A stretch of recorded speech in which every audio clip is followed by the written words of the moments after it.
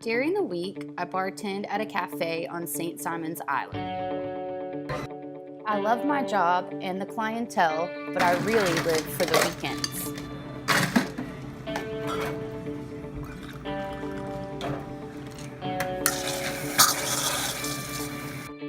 My favorite thing to do on my days off is spend time with my dog, River.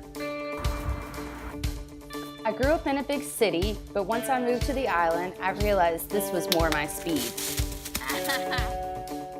Living on an island allows us the opportunity to get outdoors more.